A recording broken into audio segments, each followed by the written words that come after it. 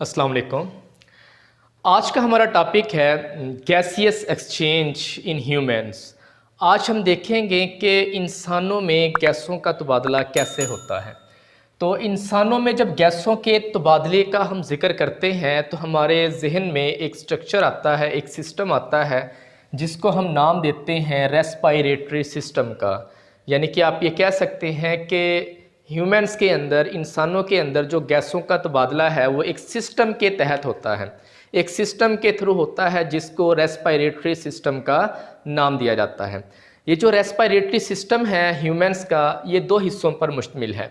उनमें से एक हिस्से को हम कहते हैं एयर पैसेजवे और दूसरा जो है वो लंग्स है। यानी कि इंसान का रेस्पायरेटरी सिस्टम दो हिस्सों पर मुश्तमिल है, एयर पैसेजवे और लंग्स। यहाँ पे हम देखते हैं पहले कि एयर पैसेजवे किन हिस्सों पर मुश्तमिल है। एयर पैसेजवे उन हिस्सों पर मुश्तमिल है जिनसे बाहर की हवा, इन्वायरमेंट से हवा हमारे जिस्म के अंदर लंग्स तक जाती है। इन हिस्सों में शामिल है nasal cavity, pharynx, larynx, trachea, bronchi, bronchioles, alveolar ducts और एल्व्यूलाई, और साथ इनके कुछ मुल्हिका जो है साख्तें हैं उनका जिक्र हम यहाँ पे करेंगे। तो फर्स्ट ऑफ ऑल हम जिक्र करते हैं नेज़ल कैविटी का। ये नाक की कैविटी को हम नेज़ल कैविटी कहते हैं। कैविटी कहते हैं असल में स्पेस को, खाली जगह को। हमारी नाक के अंदर एक खाली जगह होती है, कैविटी होती है, जिसको नेज़ल कैविटी का नाम दिया जाता है। ये नेज़ल कैविटी में दो तरह के सुराख होते हैं, ओपनिंग्स होती हैं। एक वो जो नेज़ल कैविटी को बाहर की तरफ खोलती है और एक वो जिसका ताल्लुक अंदर की तरफ होता है।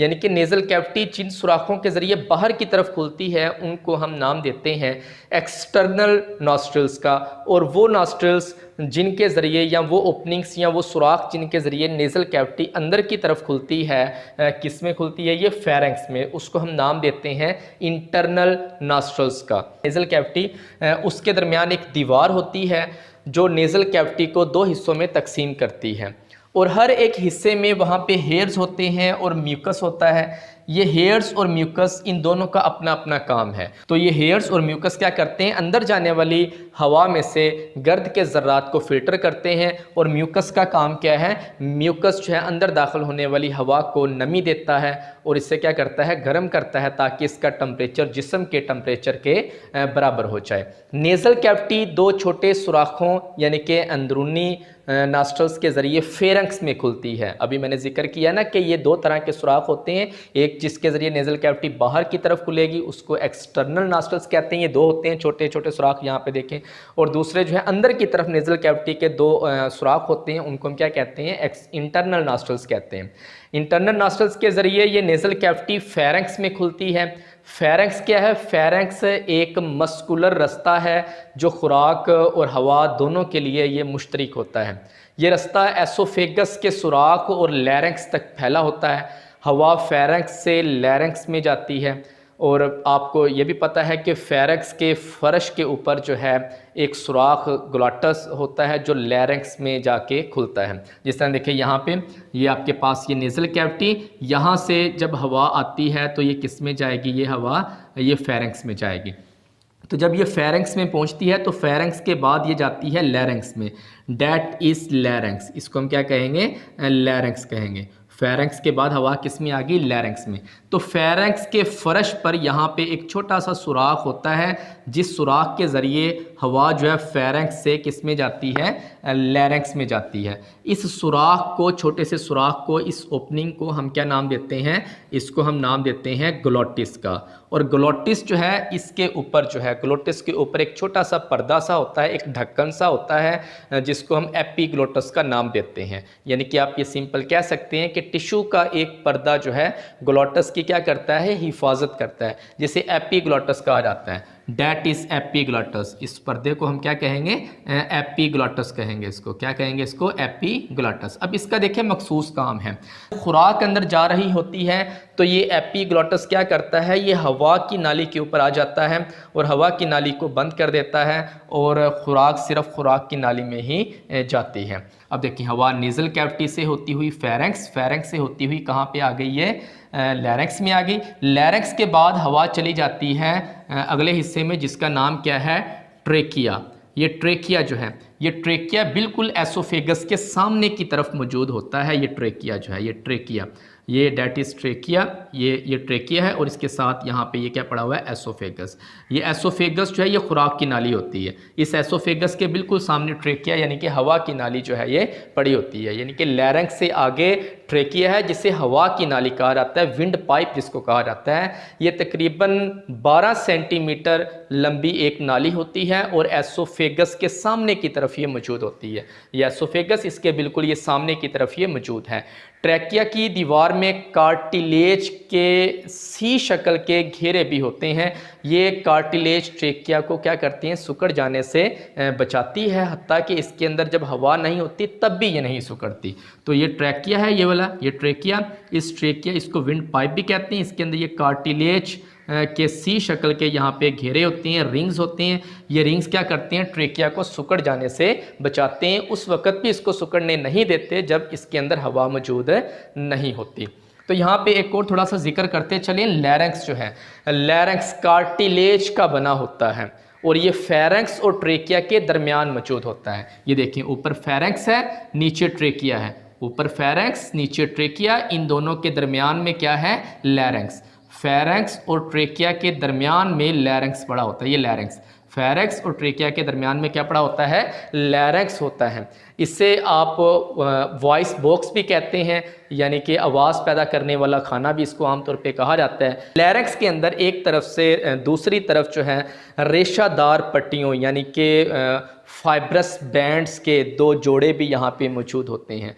इन पट्टियों को, इन बैंड्स को, फाइब्रस बैंड्स को हम वोकल कॉर्ड्स का नाम देते हैं। जब हवा वोकल कॉर्ड्स से टकराती है तो ये अर्ताश में आ जाते हैं, इनमें वाइब्रेशन पैदा होती है वोकल कॉर्ड्स में, और इस वाइब्रेशन से ही आवाज़ पैदा होती है।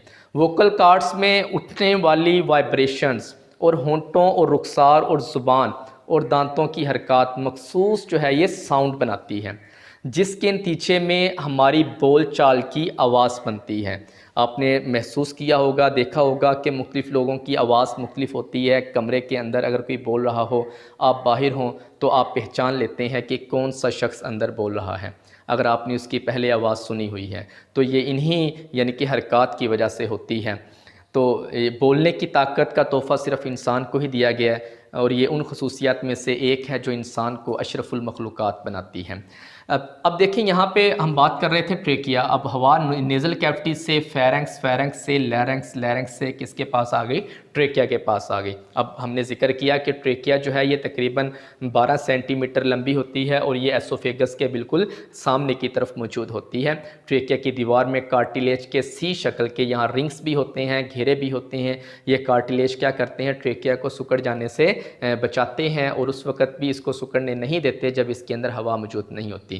जब यही ट्रेकिया सीने में दाखिल होती है तो सीने में दाखिल होकर ट्रेकिया दो छोटी नालियों में तकसीम हो जाती है, जिन्हें हम ब्रोंकाई का नाम देते हैं। ये देखें, ये ट्रेकिया है। ये ट्रेकिया जब सीने में दाखिल होगी तो ये देखें, ये किस में ये तकसीम हो रही है, दो छोटी छोटी नालियों में तकसीम हो रही है। इनमें से हर एक नाली को हम क्या कहेंगे, ब्रोंकस कहेंगे।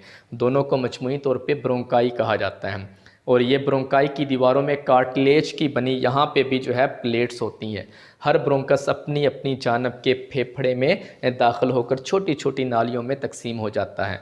ये ट्रेकिया तकसीम हुआ दो नालियों में। ये ब्रोंकस, ये दोनों ब्रोंकस जो है अपनी अपनी तरफ के फेफड़ों में, ये लंग्स के अंदर जो है ये दाखिल होकर मज़ीद वहाँ पे तकसीम होकर छोटी छोटी नालियाँ बना देते हैं। उन छोटी छोटी नालियों को हम क्या नाम देते हैं, उन छोटी छोटी नालियों को हम क्या नाम देते हैं, उनको हम नाम देते हैं ब्रोंक्यूल्स का। ये देखें, यहाँ पे लिखा ब्रोंक्यूल्स। ये ब्रोंकाई यानी कि ब्रोंकस जब आगे मज़ीद तकसीम हो जाते हैं तो इनको हम क्या कहते हैं, ब्रोंक्यूल्स कहते हैं। तकसीम होकर जैसे जैसे ब्रोंक्यूल्स बारीक होते जाते हैं, इनकी दीवारों से कार्टिलेज भी ख़त्म हो जाता है और ब्रोंक्यूल्स का इख्तिताम बहुत बारीक और छोटी ट्यूब्यूल्स में होता है, जिन्हें एल्व्यूलर जो है डक्ट्स कहा जाता है, जिन्हें एल्व्यूलर डक्ट्स कहते हैं। हर एल्व्यूलर डक्ट्स हवाई थैलियों यानी कि एल्व्यूलाई के एक गुच्छे में खुलती है।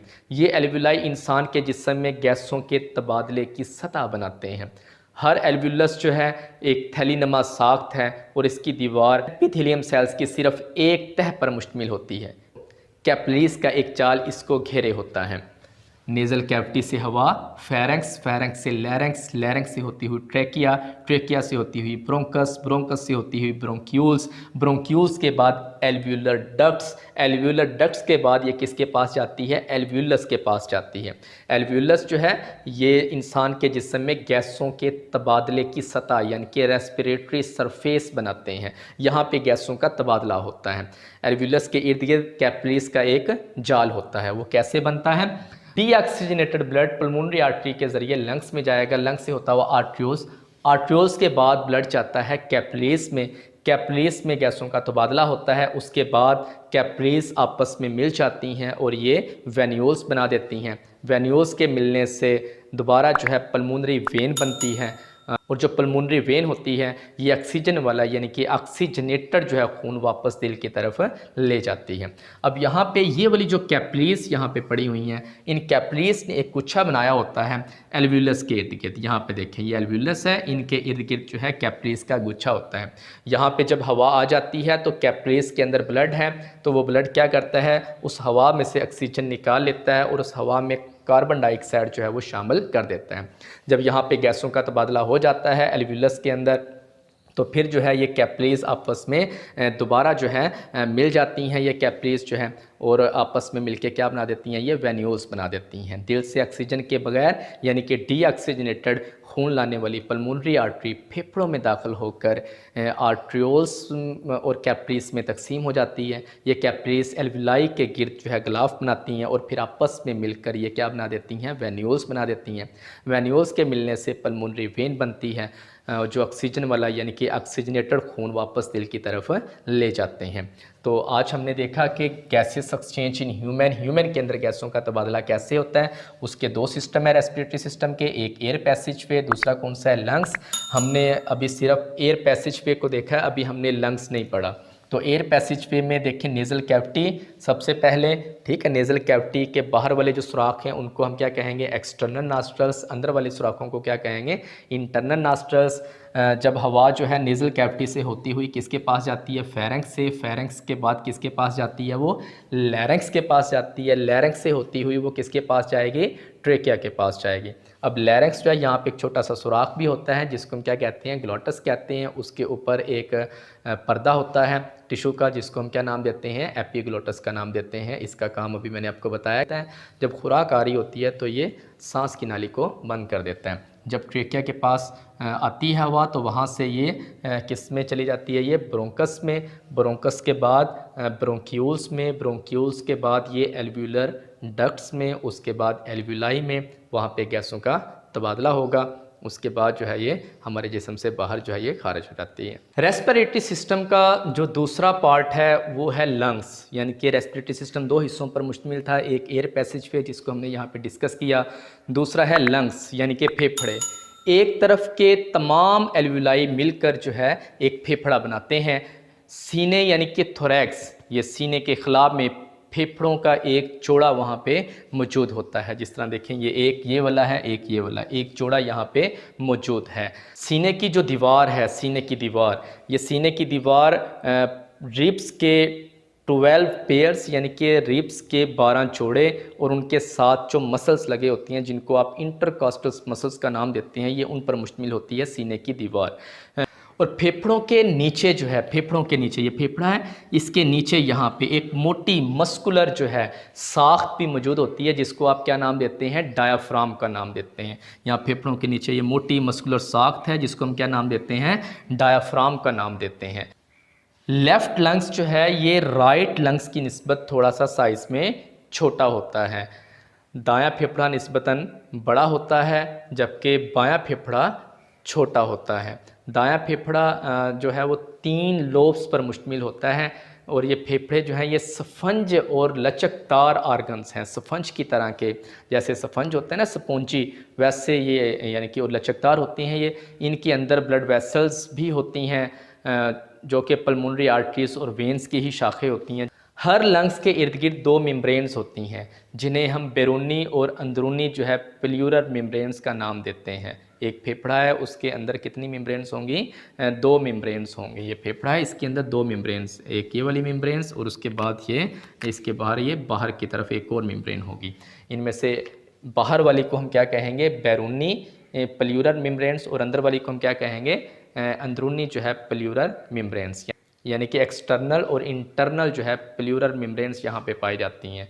इन मेम्ब्रेन्स के दरमियान एक स्याल मादा भी होता है, बहने वाला एक लिक्विड होता है यहाँ पे, जो लंग्स के आज़ादाना फैलने और सिकुड़ने के लिए रगड़ से बचाव यानी कि लुब्रिकेशन भी यहाँ पे ये क्या करता है, ये मुहैया करता है। ये अंदरूनी और बैरूनी जो है एक्सटर्नल और इंटरनल प्लूरल मेम्ब्रेन्स के दरमियान एक लिक्विड होता है। उस लिक्विड का काम क्या है कि जब लंग्स सिकुड़ते हैं और फैलती हैं तो फैलने और सिकुड़ने के लिए रगड़ से बचाव यानी कि लुब्रिकेशन का काम करता है।